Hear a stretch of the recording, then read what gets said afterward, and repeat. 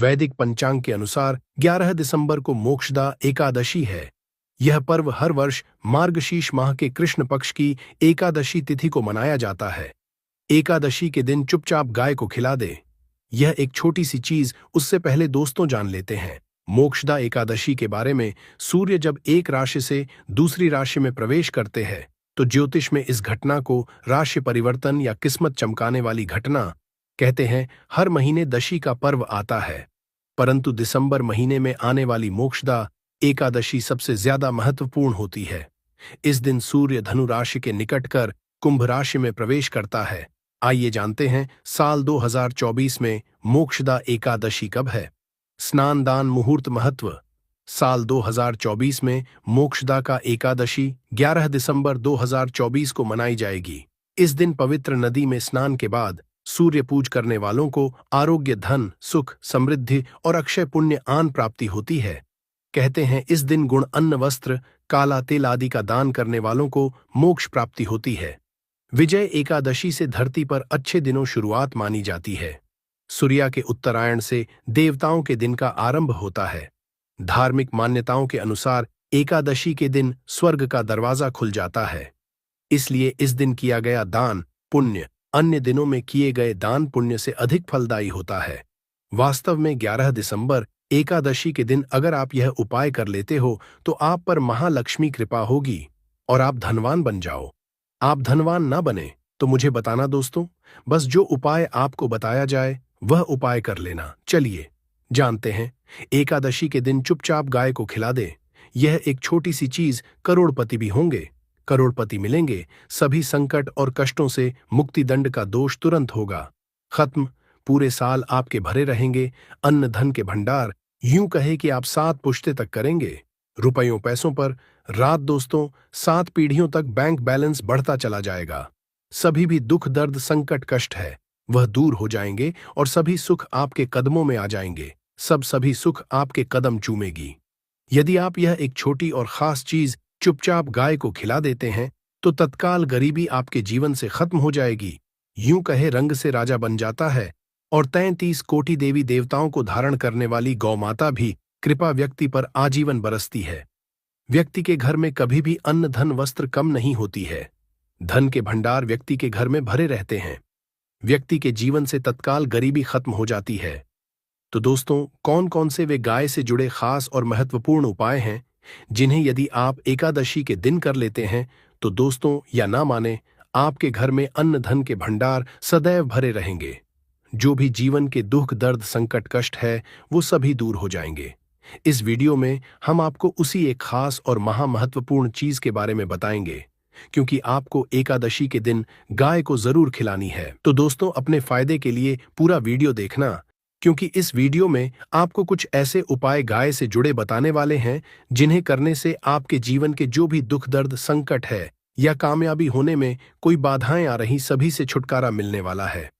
यूं कहे कि आपके जीवन में अपार धन, सुख, संपत्ति प्राप्ति हो जाएगी। कभी भी धन से संबंधित परेशानी नहीं रहेगी। आर्थिक स्थिति आप प्रबल हो जाएगी। धन प्राप्ति के योग्य बन जाएंगे और सदैव अनंत धन के भंडार आपके घर में रहेंगे। अनंत धन, वस्त्र, कभी कमी नहीं होगी आपके घर में। तो दोस्तों, आज का वीडियो पूरा देखकर जाना। यदि आप चाहते हैं आप और आपके परिवार पर सदैव गौ माता कृपा से, आपके पितरों कृपा से, देवी देवताओं कृपा से, तो दोस्तों वीडियो को पूरा देखकर जाना। बहुत ही फायदेमंद वीडियो है। पूरे 300 सालों के बाद ऐसे दुर्लभ संयोग है, तो पूरा वीडियो देखकर जाना।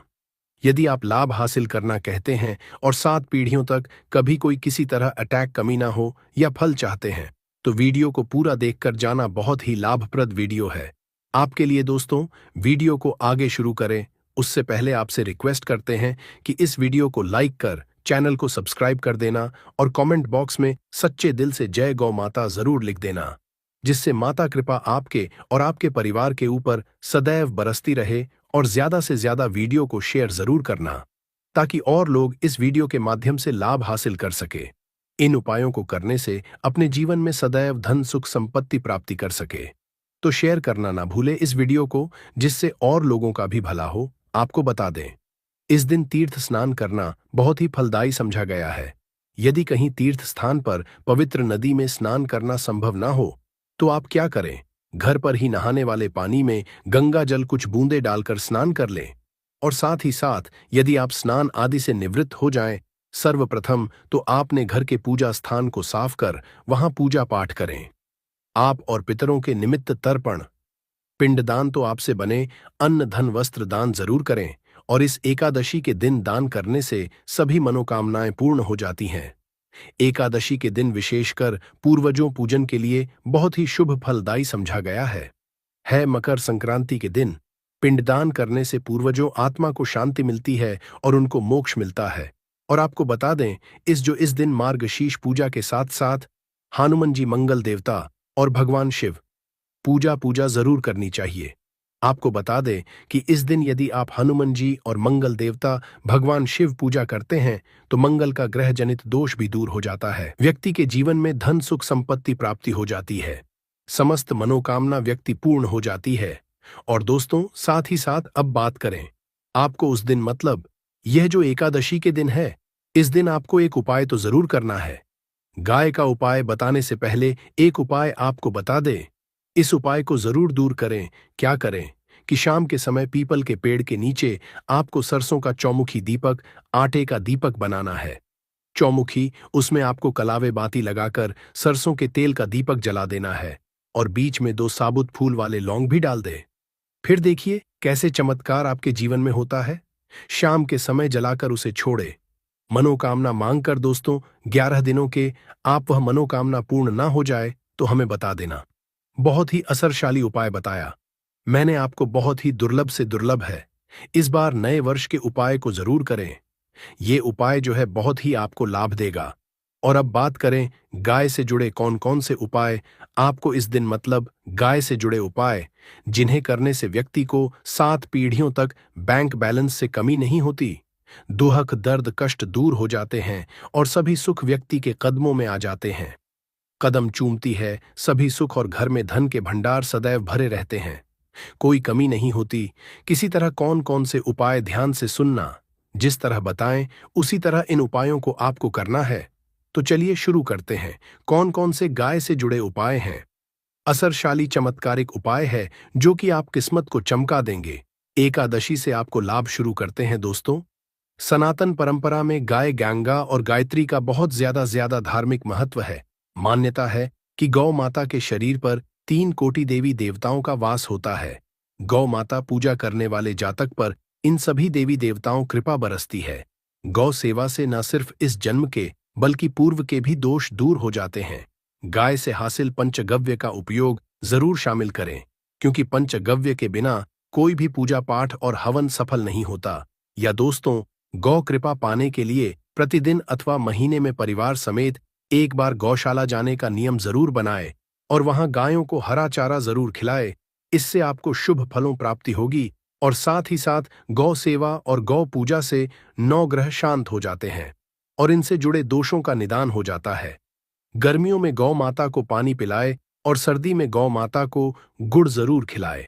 ध्यान रखें कि गर्मियों में गाय को गुजिया।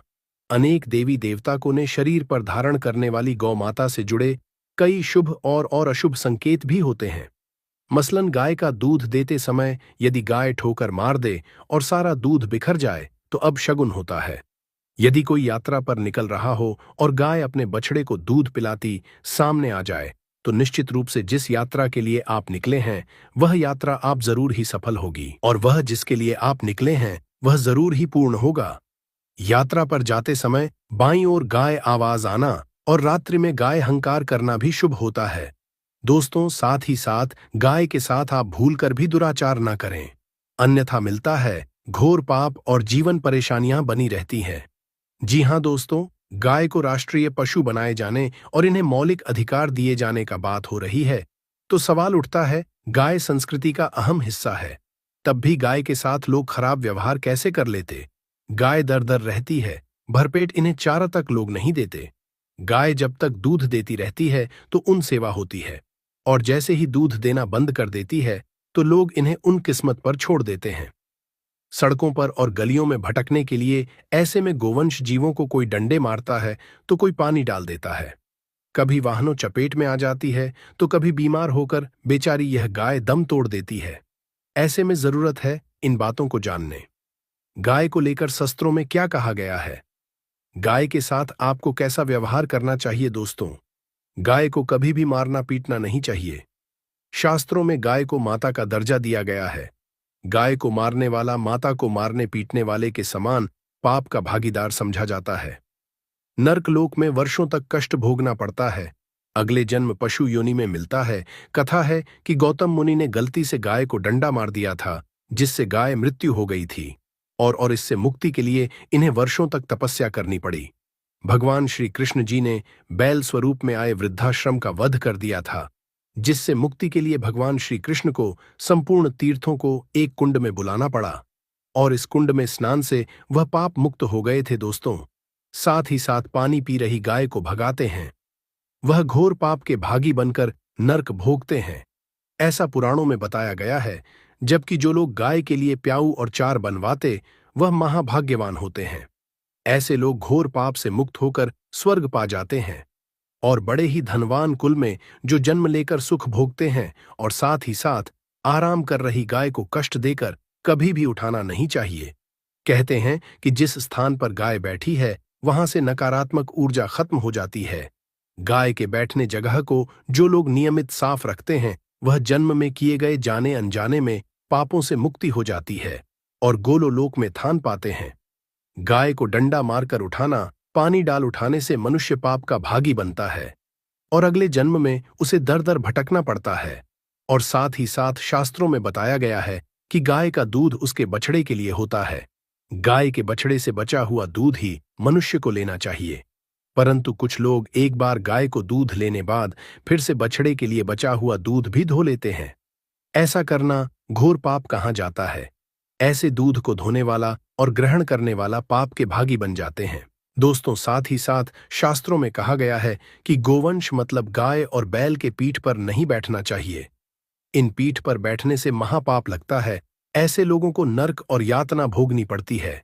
एकमात्र देव के अंश के उत्पन्न नंदी ही गोवंश है, जिस पर स्वयं महादेव और महादेवी सवारी करती है, क्योंकि नंदी ने स्वयं अपनी इच्छा से महादेवी सवारी बनना स्वीकार किया था। और साथ ही साथ शास्त्रों में गाय के दान को बहुत ही महत्व दिया गया है। परंतु ऐसे का दान कभी नहीं करना चाहिए जो बूढ़ी और बीमार हो। कठोपनिषद में नचकेता कथा भी इस संदर्भ में है कि जिस नाचिकेता ने पिता द्वारा बूढ़ी गाय को दान करने पर आपत्ति जताई थी, दूध देने वाली और बछड़े सहित जो लोग का दान करते हैं वह महान पुण्य को हासिल करके स्वर्ग में स्थान पाते हैं दोस्तों। साथ ही साथ सूर्य चंद्र मंगल शुक्र युक्ति राहु से हो तो मार्गशीर्ष दोष होता है। यह भी मान्यता है कि का संबंध पिता से एवं मंगल का संबंध होने के कारण सूर्य यदि शनि राहु या केतु के साथ स्थित हो या दृष्टि संबंधी हो तथा मंगल युति राहु या केतु से हो तो मार्गशीर्ष दोष होता है। इस दोष से जीवन संघर्ष मम बन जाता है। मार्गशीर्ष दोष हो तो गाय को प्रतिदिन या किसी भी एकादशी को या किसी पूर्णिमा के दिन अमावस्या या किसी भी खास दिन पर रोटी गुड़ चारा खिलाने से मार्गशीर्ष दोष खत्म हो जाता है। साथ ही गाय पीठ पर जो कुबड़ बना होता है वह बृहस्पति गुरु है। अतः जन्मपत्री में यदि बृहस्पति अपनी नीच राशि मकर में हो या अशुभ शिवलिंग में जा रहे हों और सामने से गौ माता आती हुई दिखाई दे तो गौ माता को अपनी दाहिनी ओर से जाने देना चाहिए। आप यात्रा जरूर ही सफल होगी और जिस घर में गाय होती है उसमें वास्तु दोष स्वतः ही खत्म हो जाता है। और साथ ही साथ आपको बता दें कि गाय को आप भी रोटी बनाएं, प्रतिदिन रोटी ही बनाएं। गाय को अगर आपने रोटी बनाई है तो कोशिश करें कि उस रोटी को आप तुरंत ही गाय को दे दें। अगर आप उस रोटी को रख दें और उस रोटी को अगले दिन देंगे तो वह रोटी बासी मानी जाएगी। गाय को कभी भी बासी रोटी ना दें, इससे घर में नकारात्मक ऊर्जा वास करती है और जो भी काम आपके बनने वाले होंगे वह काम भी आपके बिल्कुल भी नहीं बनेंगे। इससे आपके घर में हमेशा दर्द देवता का वास रहेगा और आप जिस भी काम को करेंगे उस काम में आपको हमेशा असफल ही हाथ लगेगी। इसीलिए कोशिश करें गाय को रोजाना ताजी रोटी बनाकर खिलाए और रोटी को बिल्कुल ना रखे, बासी रोटी गाय को ना दे और साथ ही साथ सड़ी गली चीजें गाय को नहीं खिलानी चाहिए। घर में कोई फल है कोई सब्जी है, सड़ जाए तो लोग क्या करते हैं, गाय को देते हैं, ऐसा नहीं करना चाहिए। ऐसा करने से यदि आप गाय को खिलाते हैं तो आप पाप के भागी बन जाते हैं। आप बिल्कुल सड़ी गली चीजें गाय को ना खिलाए और साथ ही साथ एकादशी पर आटे 11 लोहियां बनाकर उनके ऊपर हल्दी लगाए। इसके बाद गाय को खिलाए, हर एक लोही को खिलाए। गाय के सिंह हवाल आपके जीवन में खुशियां ही खुशियां होंगी। और एक बार एकादशी पर आप 7 बार गाय पर एक मोक्षदा भी कर ले तो आपके समस्त काम होंगे। और एकादशी पर साथ ही साथ आप गाय को जब भी रोटी दे, रोटी पर या तो आप थोड़ी हल्दी लगा ले या थोड़ा गुड़ रख ले। अगर गुड़ ना हो तो आप थोड़ा घी रख सकते हैं दोस्तों। तो गाय को कभी भी सूखी रोटी ना खिलाए। सूखी का मतलब गाय को रोटी खिलाए, उस पर कुछ ना कुछ रखकर खिलाए। हल्दी रख ले, गुड़ रख ले, मिश्री, घी या जो भी रख ले, मतलब खाली खिलानी है। इतना करने मात्र से आपके जीवन के सभी दुख दर्द समाप्त हो जाए। दोस्तों, यह थे गाय से जुड़े कुछ महत्वपूर्ण उपाय, कुछ बात जिन्हें आपको ध्यान में जरूर रखना है। अब समाप्त होगी और व्रत हमें किस दिन करना है। मोक्षदा एकादशी व्रत के सभी शुभ मुहूर्त पारण समय के बारे में। एकादशी तिथि प्रारंभ समय 10 दिसंबर 2024 दिन मंगलवार रात्रि 3:44 यानी कि 11 नवंबर की सुबह 3:44 से एकादशी तिथि शुरू है और एकादशी तिथि की समाप्ति 11 दिसंबर 2024 दिन बुधवार रात्रि 25:25 पर एकादशी तिथि की समाप्ति है। तो इस बार सूर्योदय व्यापिनी के अनुसार एकादशी का व्रत, जो कि 11 दिसंबर 2024 दिन बुधवार को सभी भक्तजन एकादशी व्रत धारण करेंगे और व्रत का पारण, जो कि हरिवासर समाप्त होने के बाद किया जाता है। हरिवासर का समय द्वादशी तिथि का पहला चौथाई हिस्सा हरिवासर का होता है। तो द्वादशी तिथि की जो समाप्ति है वह 12/2024 दिन गुरुवार को रात्रि 10:27 पे द्वादशी तिथि की समाप्ति है। तो व्रत का पारण 12 को सुबह 7:07 से सुबह 9:09 तक मोक्षदा एकादशी व्रत का पारण किया जाएगा। इस व्रत का पारण गौम तृण पारण यानी कि गौमूत्र से व्रत का पारण है। यह संभव ना हो तो आप जल, फल या तुलसी दल से व्रत का पारण करें। दिसंबर को ब्रह्म मुहूर्त का समय सुबह 5:15 से सुबह 6:09 तक होगा। सूर्योदय का समय सुबह 6:35 और सूर्यास्त शाम 5:10 होगा। 11 दिसंबर को राहु काल का समय सुबह 11:51 से दोपहर 1:10 तक होगा और 12 दिसंबर को दोपहर 1:11 से दोपहर 2:30 तक होगा। राहु काल समय के दौरान कोई भी शुभ कार्य या नया कार्य नहीं करना चाहिए, इस बात का ध्यान रखें। नक्षत्र रेवती सुबह 11:48 तक होगा। उसके बाद अश्विनी नक्षत्र होगा। योग वरयान सुबह 6:28 तक, उसके बाद पारित योग होगा। 11 दिसंबर को रवि योग भी बन रहा है, जो कि सुबह 7:04 से सुबह 11:48 तक होगा। तो इस दिन का पूरे विधि विधान के साथ पूजन करें, कथा श्रवण करें, भगवान की आरती करें, मंत्र आदि का पाठ या श्रवण करें, विष्णु सहस्त्र नाम आदि का पाठ या श्रवण करें। तो यह बड़ा ही पुण्य फलदायी होता है। दोस्तों, अब बात करते हैं कि आज हम कौन से विशेष उपाय करें जिससे कि हमारे मन की समस्त कामनाएं पूर्ण हो जाएं। और अगर हम व्रत करते हैं तो भी भगवान श्री हरि विष्णु की कृपा हमें हासिल हो और बिना किए भी। अगर हम भगवान श्री हरि विष्णु का पूजन करते हैं, पूरे श्रद्धा भाव से इस उपाय को करते हैं, तो निश्चित ही भगवान श्री हरि विष्णु की असीम कृपा हमें हासिल होती है और हमारे मन की समस्त कामनाएं पूर्ण होती हैं। दोस्तों, मोक्षदा एकादशी को गीता जयंती या गीता एकादशी के नाम से भी जाना जाता है। इसलिए आज के दिन भगवत गीता का पाठ करना बहुत ही श्रेष्ठ समझा जाता है।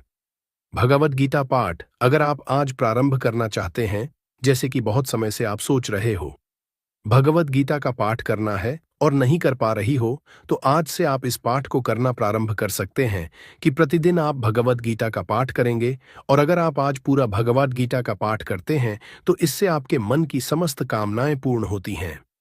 अगर आप पूरा नहीं कर पाते हैं तो जितना भी संभव हो 1 अध्याय या 2 अध्याय आपको भगवत गीता का पाठ अवश्य करना चाहिए।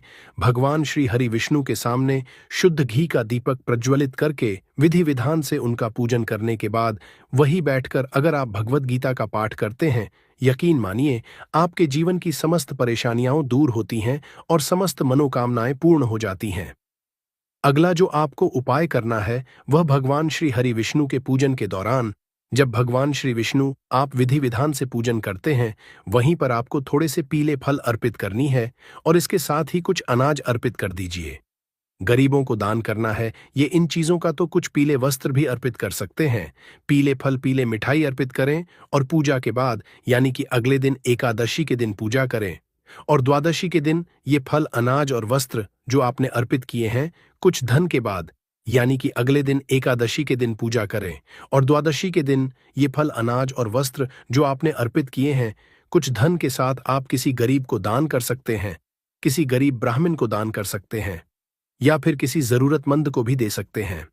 दोस्तों, आज के दिन भगवान श्री हरि विष्णु की जब हम पूजा करते हैं तो साक्षात स्वरूप में पीपल को समझा जाता है, श्री कृष्णा का स्वरूप समझा जाता है पीपल को।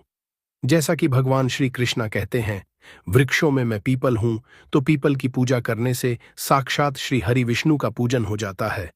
तो आज के दिन प्रातःकाल पीपल में जल अर्पित करें, वहां दीपदान करें।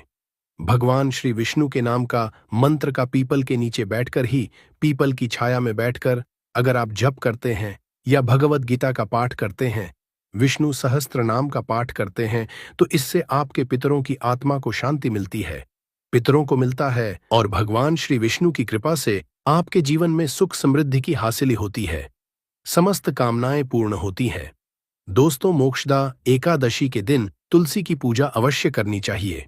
वैसे भी प्रतिदिन तुलसी पूजा करनी चाहिए, पर जब हम एकादशी के दिन तुलसी की पूजा करते हैं तो विशेष रूप से भगवान श्री हरि विष्णु और महालक्ष्मी की हमें कृपा हासिल होती है।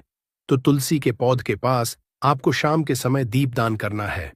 आप शुद्ध घी का दीपक प्रज्वलित करें और कम से कम 11 परिक्रमा तुलसी की करें। कई लोगों का प्रश्न आता है कि तुलसी के पास परिक्रमा की जगह नहीं है, तो किस तरह से परिक्रमा करें?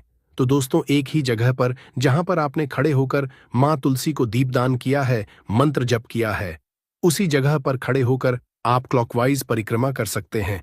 7 बार, 11 बार, अपनी इच्छा के अनुसार, जिस तरह से हम सूर्यदेव को अर्घ्य देते हैं और जल अर्पित करने के बाद परिक्रमा करते हैं, उसी तरह से आपको तुलसी के सामने भी परिक्रमा करनी चाहिए। अगर जगह नहीं है आपके पास परिक्रमा की, तो तुलसी पूजा आप विशेष रूप से आप करें और तुलसी में पीले पुष्प अर्पित करें, लाल पुष्प अर्पित करें। विधि विधान से आप तुलसी की पूजा करने के बाद तुलसी चौधरी, तुलसी नामाष्टक का पाठ करते हैं या भगवत गीता के श्लोक का पाठ करते हैं, तो इससे आपके मन की जो भी कामना हो, मां तुलसी की कृपा से वो अवश्य पूर्ण होती है। दोस्तों, मोक्षदा एकादशी के दिन भगवान श्री हरि विष्णु को जो भोग अर्पित करते हैं, अगर आप भोग स्वरूप मखाने की खीर का भोग अर्पित करें, उसमें थोड़ा सा केसर डालें और तुलसी दल के साथ अगर आप भगवान श्री हरि विष्णु को ये भोग अर्पित करते हैं, तो आपके मन समस्त कामनाएं पूर्ण होती हैं। क्योंकि भगवान श्री हरि विष्णु को मखाने की खीर में अगर हम तुलसी जल डालकर अर्पित करते हैं, तो शास्त्रों के अनुसार मनुष्य की समस्त मनोकामनाएं पूर्ण हो जाती हैं। आज के दिन दोस्तों, भगवान श्री विष्णु का अभिषेक करना चाहिए, परंतु जब आप अभिषेक करते हैं, अगर आपके घर में दक्षिणावर्ती शंख है, तो इस शंख में आपको थोड़ा सा कच्चा दूध और केसर डालकर और इसी शंख के द्वारा भगवान श्री हरि विष्णु का अभिषेक करना चाहिए। भगवान श्री हरि विष्णु का कोई भी स्वरूप आपके पास है, चाहे तो शालिग्राम की शिला हो या फिर भगवान श्री हरि विष्णु का चतुर्भुज स्वरूप हो, लड्डू गोपाल जी हो, जिसे भी स्वरूप की आप पूजा करते हैं, उनका अभिषेक अगर आप विधान से करते हैं, उन्हें पीले वस्त्र अर्पित करें। उसके बाद से आप उन्हें श्रृंगार अर्पित करें, पीले पुष्पों से उनकी पूजा करें। भगवान श्री हरि विष्णु को जो भोग अर्पित करते हैं, हमेशा उसमें तुलसी अवश्य अर्पित करें और शुद्ध घी का दीपक प्रज्वलित करके भगवान श्री हरि विष्णु के सामने बैठकर आप अगर तुलसी की माला से एयूएम नमो भगवते वासुदेवाय नमः इस मंत्र का जप करते हैं, तो इस व्रत का संपूर्ण फल तो आपको हासिल होता ही है। भगवान श्री विष्णु की असीम कृपा आपको हासिल होती है और आपके मन की चाहे जो भी कामना हो, भगवान श्री कृष्णा की कृपा से वो अवश्य पूर्ण होती। दोस्तों, श्री विष्णु की जब हम पूजा करते हैं तो मां लक्ष्मी के साथ करनी चाहिए। संयुक्त रूप से श्री हरि विष्णु और मां लक्ष्मी की आराधना करने से घर में सुख समृद्धि आती है, दाम्पत्य जीवन मधुर रहता है, परिवार के सभी सदस्यों के बीच प्रेम बना रहता है और श्री हरि विष्णु सहित माँ लक्ष्मी की हम जब पूजा करते हैं तो गरुड़ वाहिनी लक्ष्मी हमारे घर में वास करती है, जो कि कभी भी घर से नहीं जाती है, हमेशा हमारे घर में धन संपदा भरी रहती है। इसलिए आज विधि विधान से भगवान श्री विष्णु का पूजन करें, उनके सामने कुछ पैसे अर्पित करें। आप 21 रुपया 51 या फिर आप 11 रुपए अर्पित कर दीजिए और जब पूजा पूर्ण हो जाती है आपकी तो उसके बाद एक पीले या लाल कपड़े में बांधकर या आप अपने धन रखने के स्थान पर रखते हैं तो जीवन पर्यंत आपको धन का अभाव नहीं होता। तो ये उपाय आप एकादशी पर जरूर करें। और धन हासिल के लिए एक बहुत ही विशेष उपाय और भी है कि आज आपको भगवान श्री विष्णु की पूजा में पान के पत्ते अर्पित करनी है। पान का पत्ता खंडित नहीं होना चाहिए, बिल्कुल शुद्ध साफ सुथरा पान का पत्ता हो। उस पर आपको कुमकुम से श्रेण लिखना है जो मां लक्ष्मी का बीज मंत्र है। श्री यह मंत्र आपको उस पत्ते पर लिख देना है और उसके बाद आप वहीं बैठकर भगवान श्री विष्णु के नाम का मंत्र का जप करें, मां लक्ष्मी मंत्र का जप करें। आज के दिन कनक धारा स्तोत्र या श्री सूक्त का पाठ अगर आप करते हैं तो मां लक्ष्मी की अपार कृपा आपको हासिल होती है। जब आपकी पूजा पूर्ण हो जाती है तब आप ये पान का पत्ता आप अपने धन रखने के स्थान पर रखें। जहां पर भी आप पैसा रुपया संचित करते हैं ऐसी जगह पर आपको ये पान का पत्ता रखना है। इस पान के पत्ते को अगर आप हर एकादशी पर, जैसे कि इस एकादशी पर आपने पूजा की, ये पान का पत्ता रखा, अगली एकादशी ये पान का पत्ता निकाल दें और दूसरे पान के पत्ते को इसी तरह से पूजा करने के बाद रखते हैं, तो हर एकादशी पर अगर आप ये उपाय करते हैं तो कभी भी आपके जीवन में धन का अभाव नहीं होगा, चाहे आप कितने भी धन के अभाव में हो। इस उपाय को हर एक अच्छी पर करें, शीघ्र ही अपने जीवन में बहुत ही बड़ा बदलाव देखेंगे। दोस्तों, मोक्षदा एकादशी समस्त तरह की कामनाओं को पूर्ण करने वाली दशी है। तो आज के दिन अगर आपको संतान हासिल की कामना है तो संतान गोपाल मंत्र का अधिक से अधिक जप करना चाहिए। आज के दिन लड्डू गोपाल जी की पूजा करें। भगवान श्री हरि विष्णु का जो बाल स्वरूप होता है लड्डू गोपाल जी, उनके विग्रह की, उनकी प्रतिमा की विधि विधान से पूजा कीजिए। पीले वस्त्र अर्पित करें, पीले फूलों से उनकी पूजा करें और भगवान श्री हरि विष्णु के सामने शुद्ध घी का दीपक प्रज्वलित करके उसके बाद वही बैठकर आप संतान गोपाल मंत्र का जप करें। संतान गोपाल मंत्र है गोविंद वसुदेव। तो हम गति इस मंत्र का आप यथासंभव जप कर सकते हैं। आज से प्रारंभ करके हर रोज मतलब आप इस मंत्र का जप करते हैं तो शीघ्र ही भगवान श्री कृष्णा की कृपा से आपके घर में लड्डू गोपाल स्वरूप में बालक का आगमन होता है, योग्य और उत्तम संतान की हासिल होती है। और अगर शीघ्र विवाह की कामना मन चाहे, जीवन साथी की कामना है, तो आज आपको चाहिए कि आज आप राधा कृष्णा की प्रतिमा की संयुक्त रूप से पूजा करें। भगवान श्री कृष्णा को पीले पुष्प अर्पित करें और राधा रानी को लाल पुष्प अर्पित करें। आज के दिन आपको चाहिए कि भगवान श्री कृष्णा और राधा रानी का अगर कोई मंदिर हो आपके घर के आसपास तो जरूर जाए, दर्शन करें। वहां जाकर आप भगवान श्री कृष्णा को मोर पंखी और अर्पित करें। वहीं पर आप थोड़े से केले का भोग अर्पित करें। भगवान श्री कृष्णा को और प्रार्थना करें कि शीघ्र ही आपके जो विवाह में बाधाएं आ रही हैं वो दूर हो और शीघ्र विवाह संपन्न हो और योग्य और उत्तम जीवन साथी की हासिल हो। आगे भी चलकर आपका वैवाहिक जीवन सुखमय हो।